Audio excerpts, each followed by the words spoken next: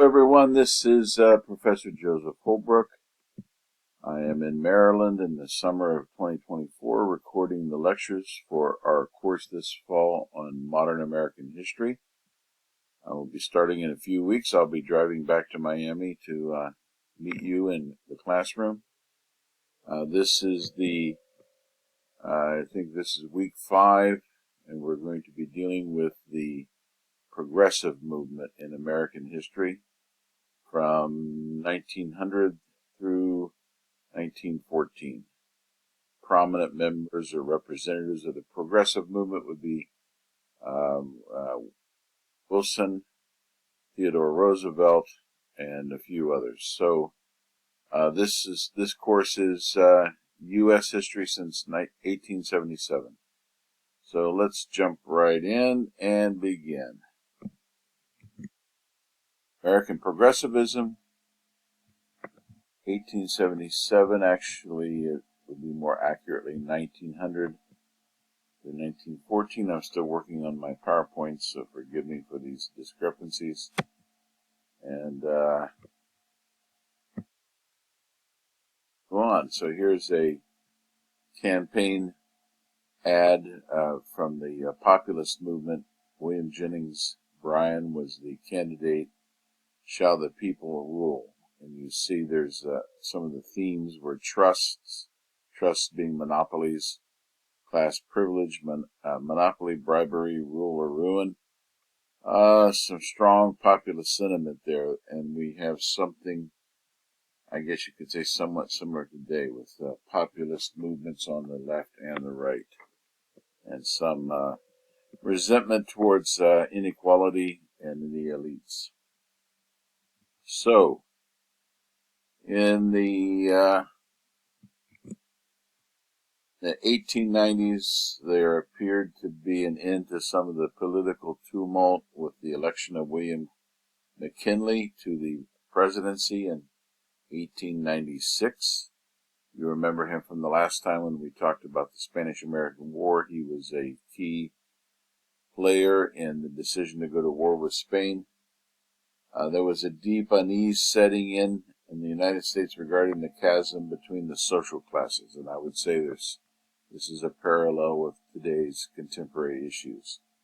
So there was, during the Gilded Age, there was widening inequality.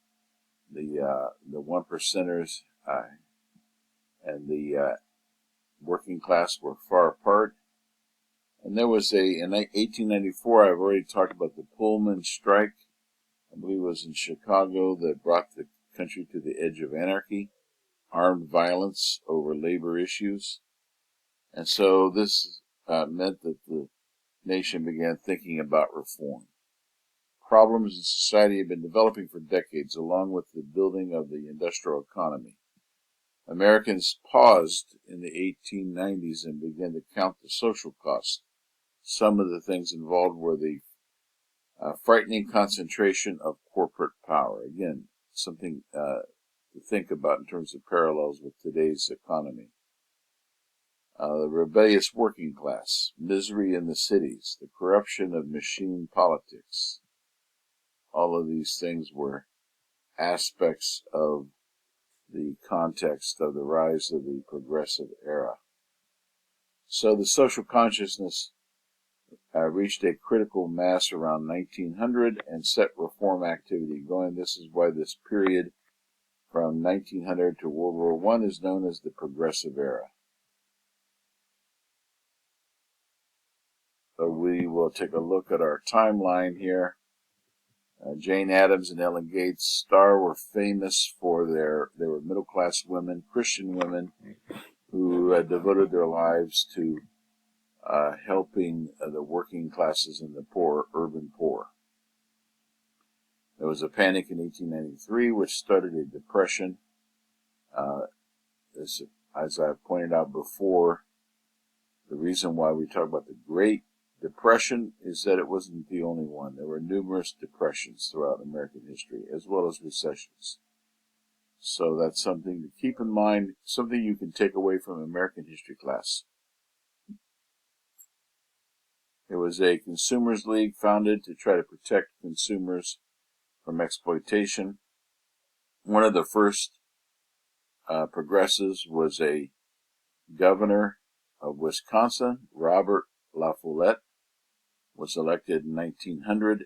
He advocated for direct primaries, and he attempted to clean up corruption in politics.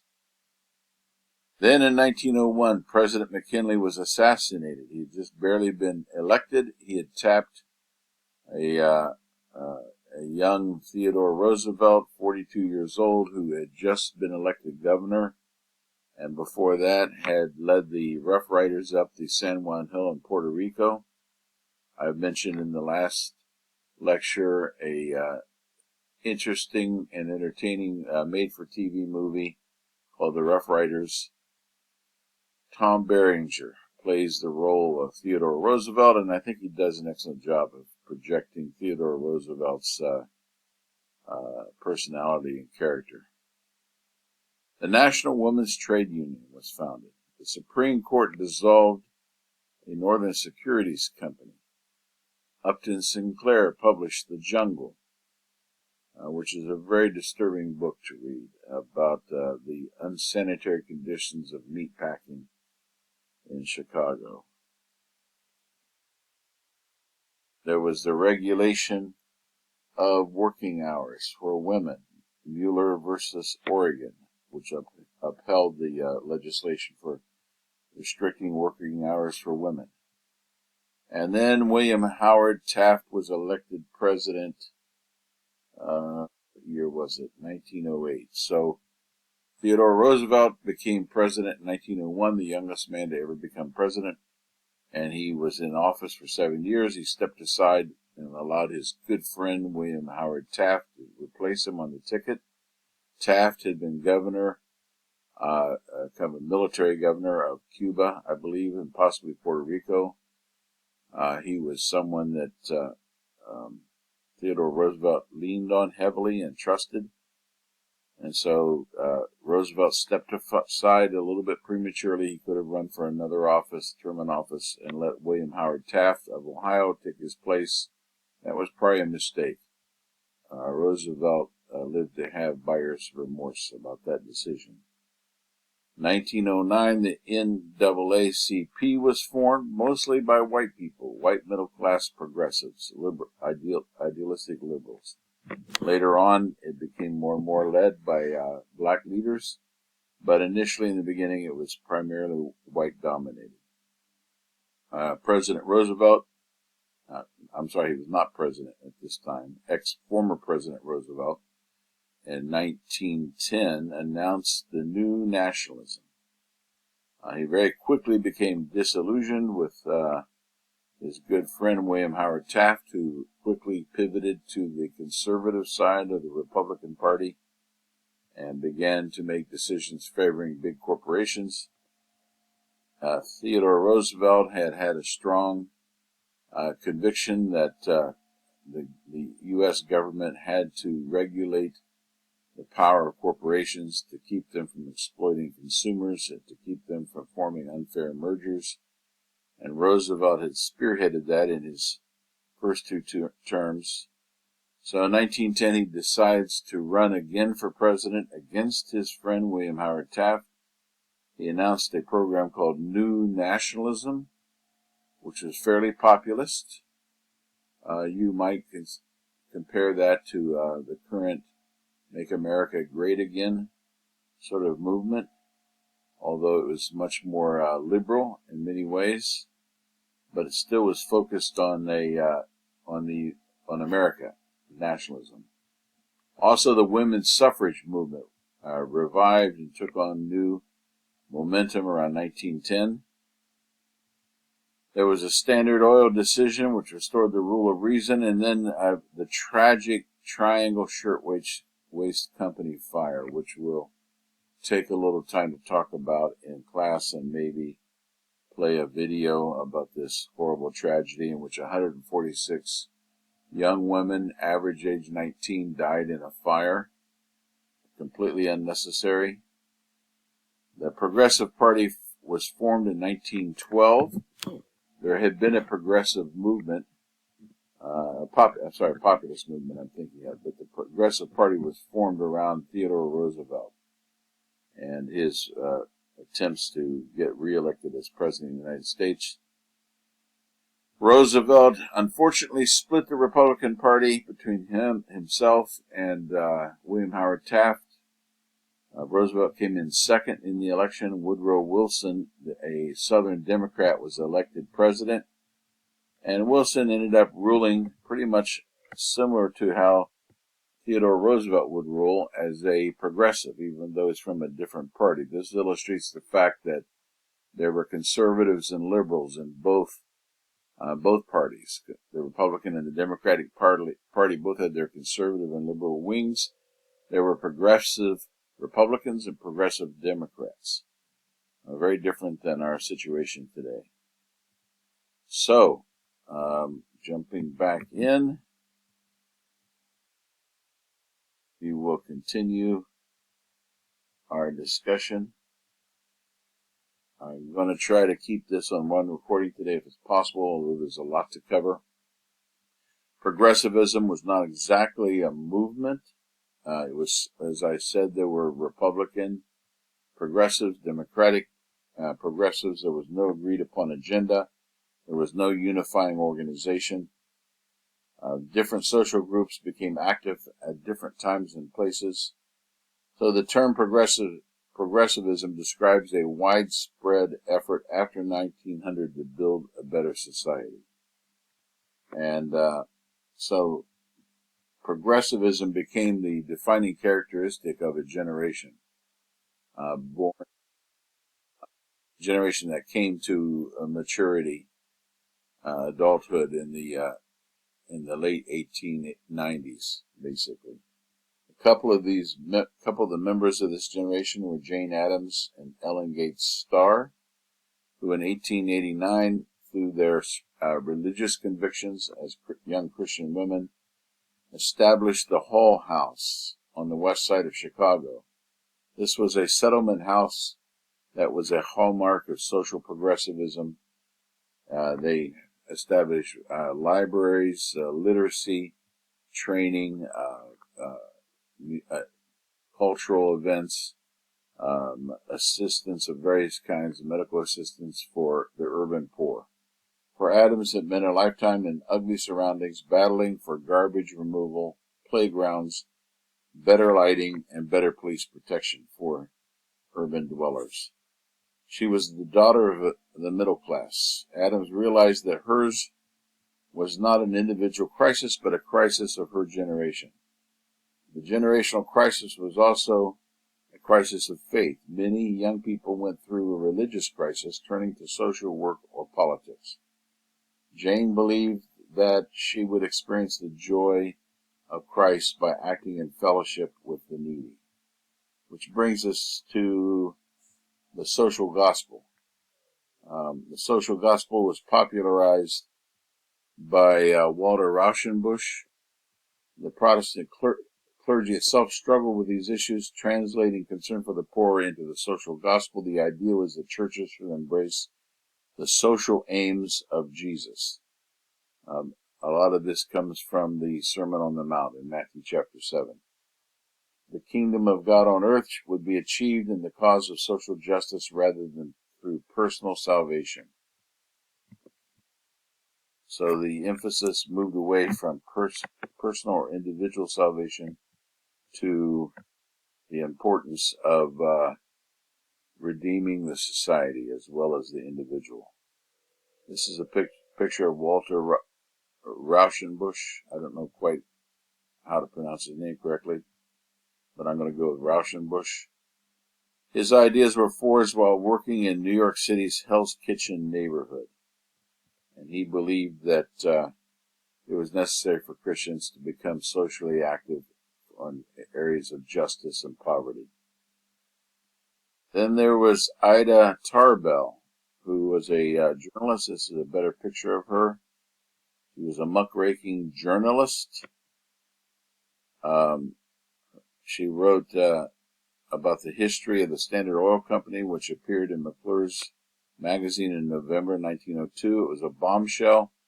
It exposed John D. Rockefeller's chicanery, or his suspicious and illegal behavior on his way to becoming fabulously wealthy. And here's a cartoon which shows her as a mild enough lady, but there is her muckrake. And further in the background, President Roosevelt is cowering. So mucking out is something you would do with a horse stall or a cow stall where there is manure. And to muck it out means to shovel out the manure. Raking it actually stirs up the scent, makes it stink more. So she was called a muckraker. So that's not a compliment. The cartoon suggests apparently that she is reading in a newspaper, Drake Oil Well Museum. For more help, I'm not going to read that, I'm sorry. Let me move on. So, women progressives. Second, while I find my place over here.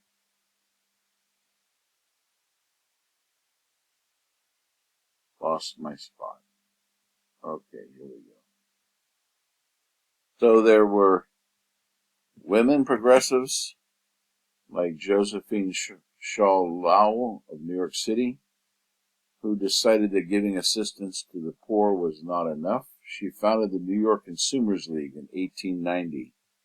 Her goal was to improve wages and working conditions for women particularly. Her efforts blossomed into the National Consumers League in 1899.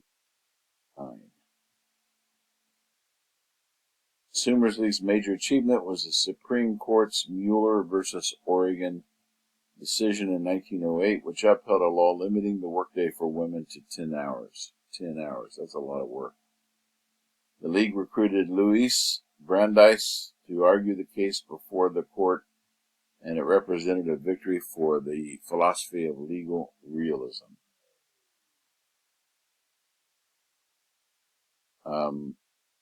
Also, Jane Addams and Florence Kelley breathed new life into the suffrage movement. 1903, New York reformers founded the National Women's Trade Unions League. Working class women were recruited and trained for leadership, such as Rose Schneiderman of New York's garment workers and Agnes Nestor of the Illinois glove workers. In 1910, Suffrage Act. Now, when we say suffrage, we're talking about agitating and advocating the women's right to vote. That's what we mean by suffrage. Around 1910, the suffrage activity began to quicken. In Great Britain, suffragists had begun to picket Parliament and stage demonstrations and go on hunger strikes. A young Quaker woman named Alice Paul brought these confrontational tactics to the American struggle. She advocated a constitutional amendment for women's equal rights. She organized in 1916 the Militant National Women's Party. She was also arrested and beat up several times. Let me see what pictures I have here. Here's a picture of suffragists. That is, women advocating the right to vote for women, campaigning in 1915. They took to the streets in public displays. This is in New York City. 20,000 women defied the norms that regulated them to private sphere and denied them the vote. So here they are marching in 1915 in New York.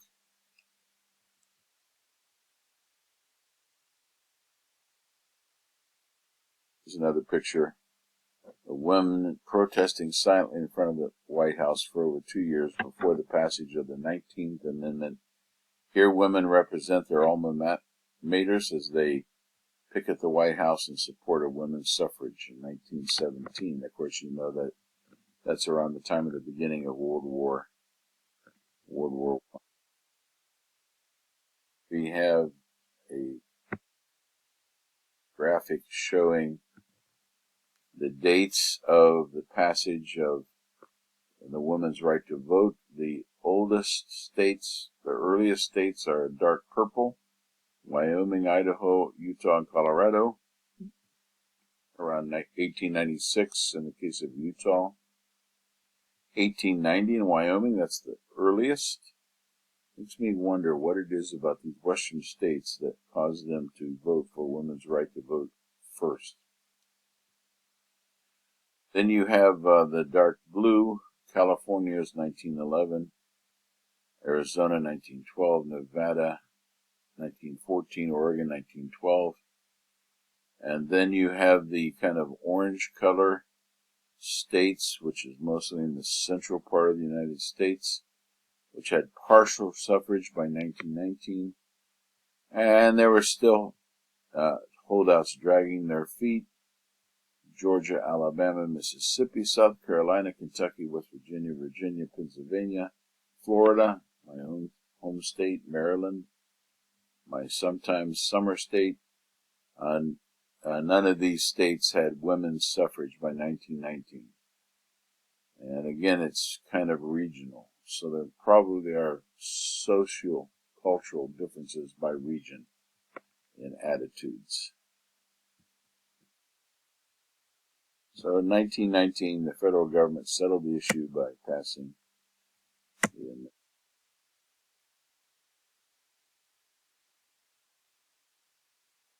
This is a tragic story about the young women who were burned alive in the 1911 Triangle Shirtwaist Fire.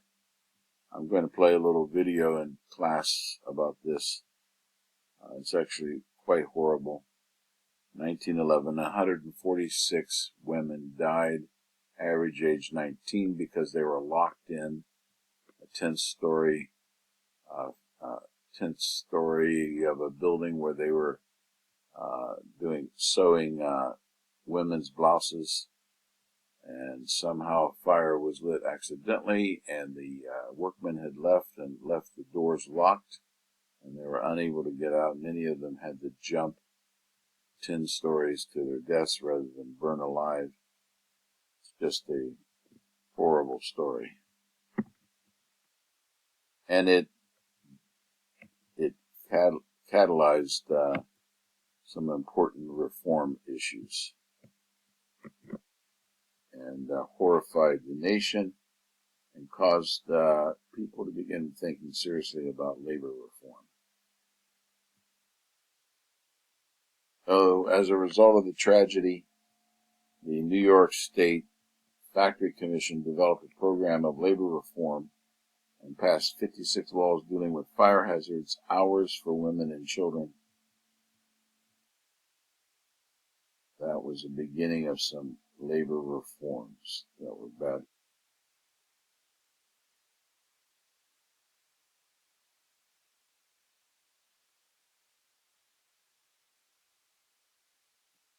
Let's see. Here's another picture. This is a drawing. You see the women falling through the air, and you see the horrified-looking firemen. A number of young workers chose to jump to their deaths in each other's arms. This fireman's anguish is true enough because when the fire trucks arrived, they did not save anyone. The ladders were too short, and the nets the firemen spread were too weak. There was nothing they could do. That was pretty horrible. So this led to a impulse of moral reform, but some of it was a little darker. There was also anti-immigrant sentiment, and the moral reform sometimes was a little high-minded or puritanical and aimed against immigrants. For example, there was a move to restrict immigration of Southern and Eastern Europeans in the U.S., partly at least because they were not Protestant. The danger, according to some, was that America's Anglo-Saxon population would be mongrelized by inferior Mediterranean and Slavic cultures. The Immigration Restriction League tried to end the historic open door policy, which had been in existence up to this point.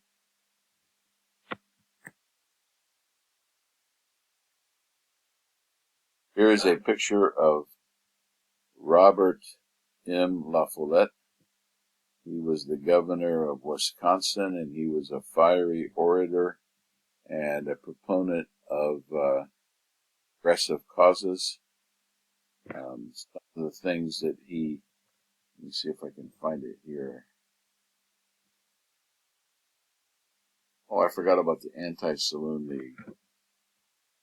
This was a drive for public morality in the form of the Anti-Saloon League. Their motto is the Protestant Church in Action, which gives you a hint of some of their motivation. They were advocates for the prohibition of the demon rum, and partly because Protestants drank less and Catholics had the reputation of being more prone to drinking. This anti-alcohol drive also had some anti-immigrant overtones to it.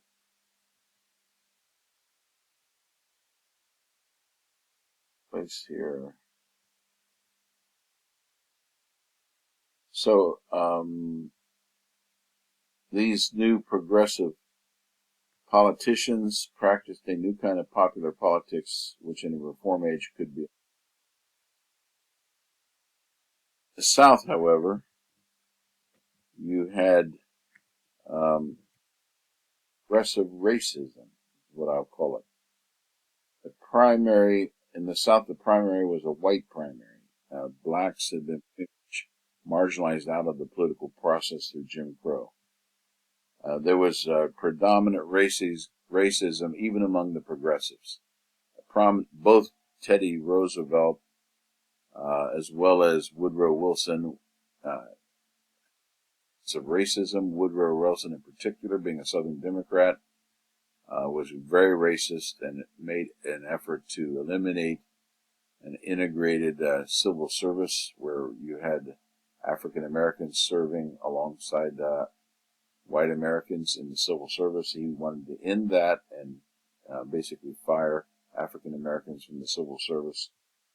So, and he was, he was a very much high-minded, progressive humanitarian in so many other ways. It's kind of puzzling.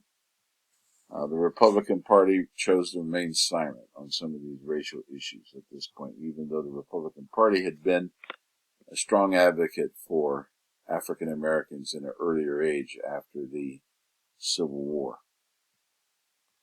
So William Howard Taft applauded the Southern disenfranchising laws as necessary to keep blacks out of politics. Woodrow Wilson went further, saying in 1913 that he favored the segregation of the U.S. Civil Service. The dominant black leader during this time was Booker T. Washington, who in 1895 advocated accommodation in the South. It was known as the Atlanta Compromise. So this is Booker T. Washington.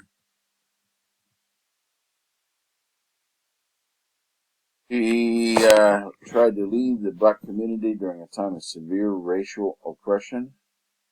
He was remarkable both for his ability to act as a spokesman to white Americans and for his deep understanding of the aspirations of black Americans.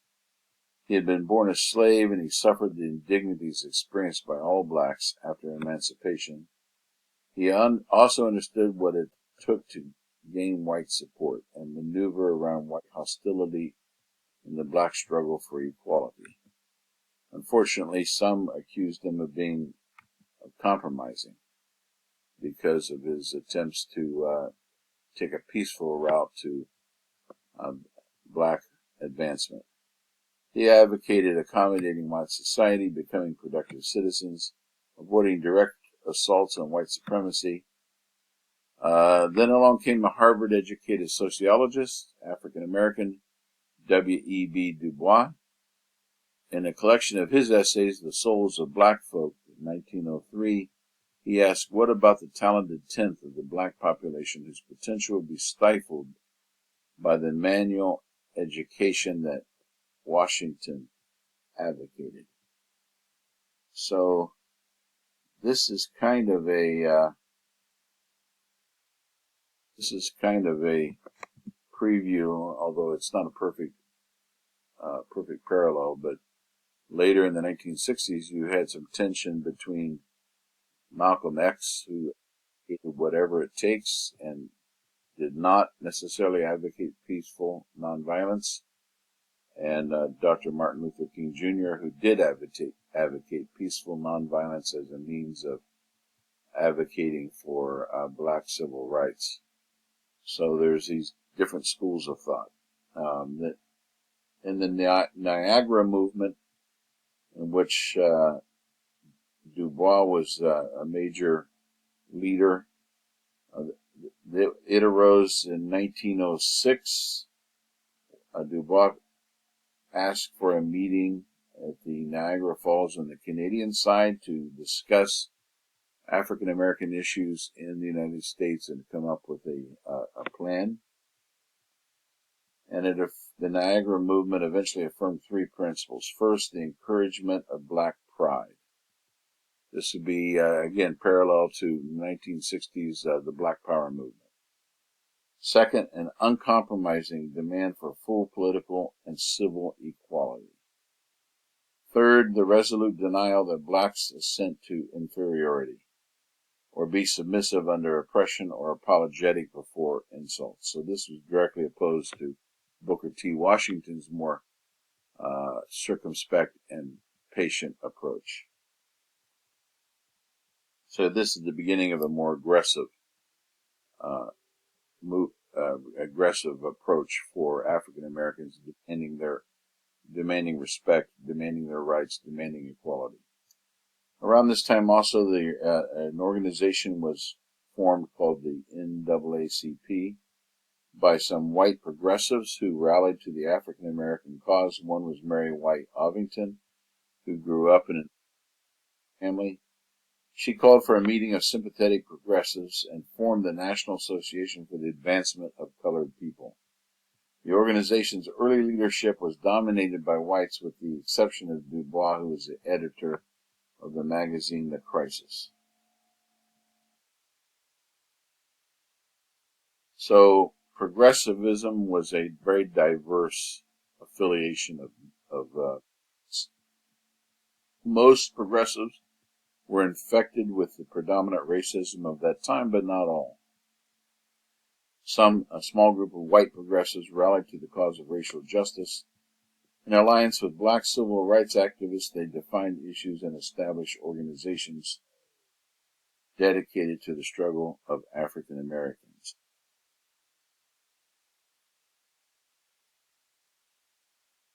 So, as I mentioned earlier,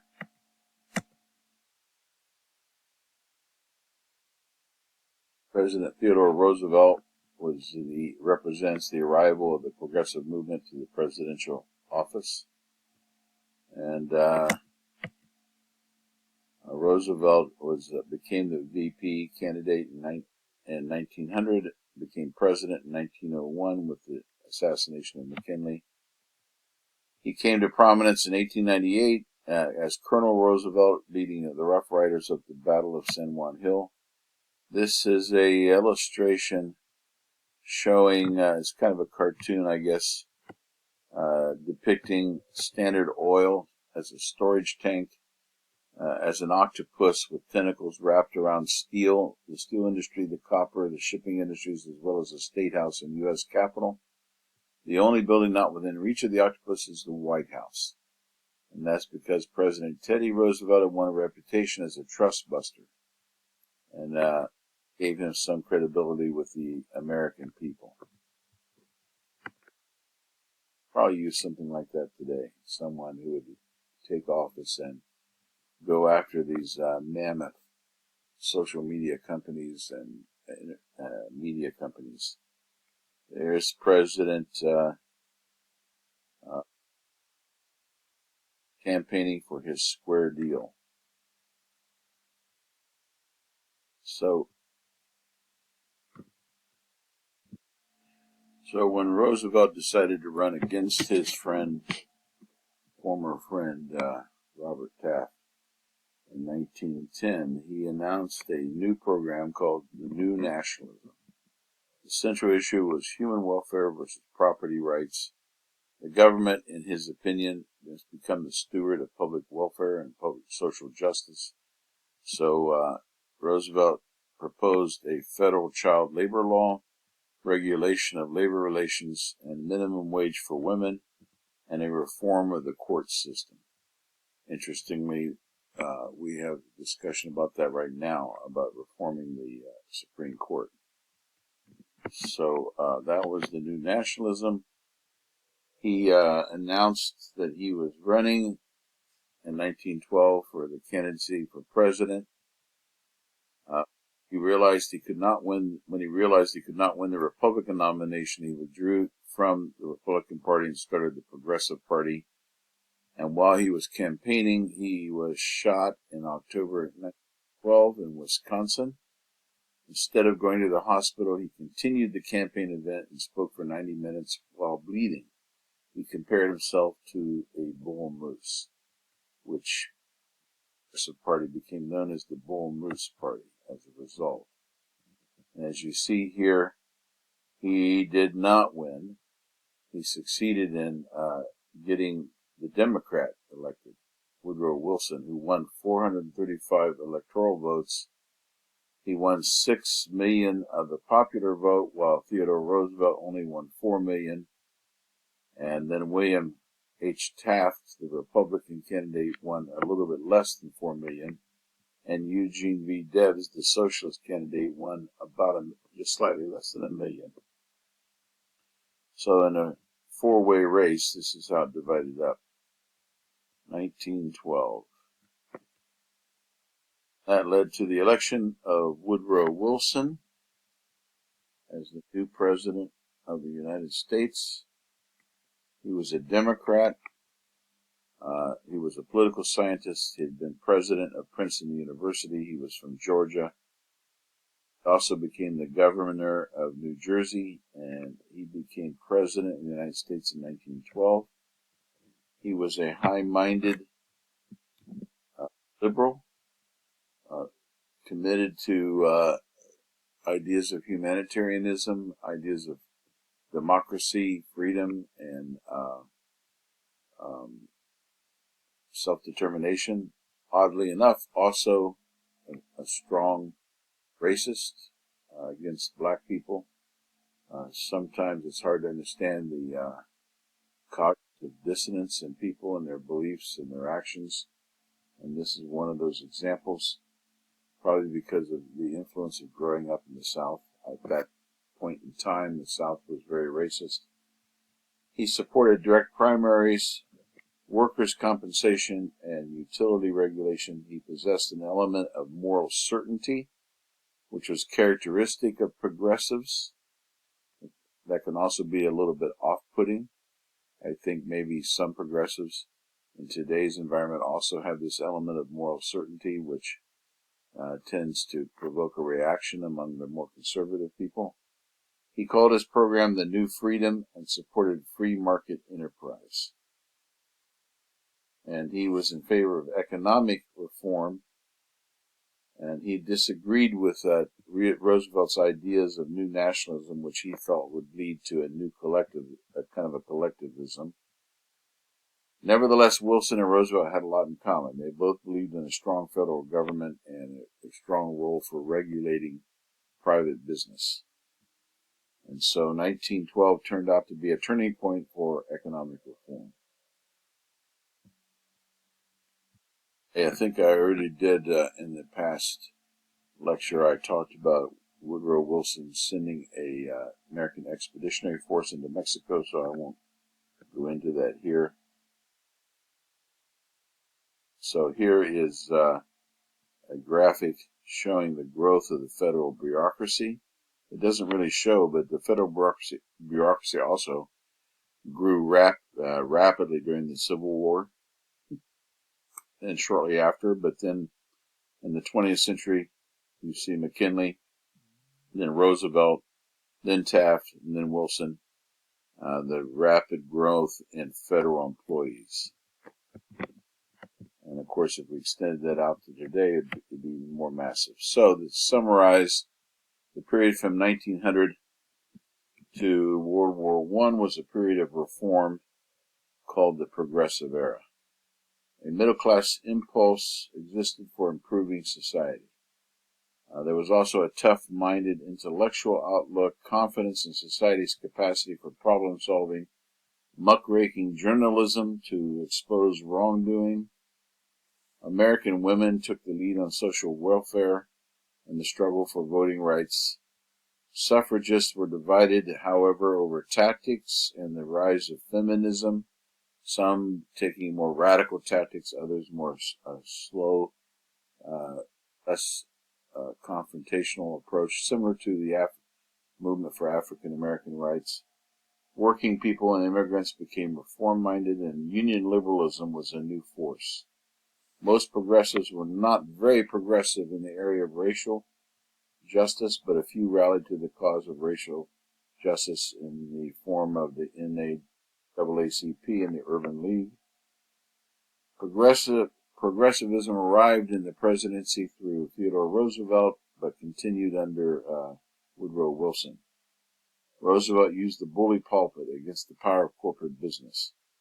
His square deal became New Nationalism, which then mutated into Wilson's New Freedom, and federal government expanded dramatically. And that is our lesson for this week, progressivism in U.S. history. I will move on to World War I next week. I don't know that I'll do an extensive lecture because there's so many good YouTube videos that go in great detail about World War I, but I will put up something giving a little bit of an overview and perspective on World War I. Thank you so much for your time and attention as always, and I'll see you next week. Take care.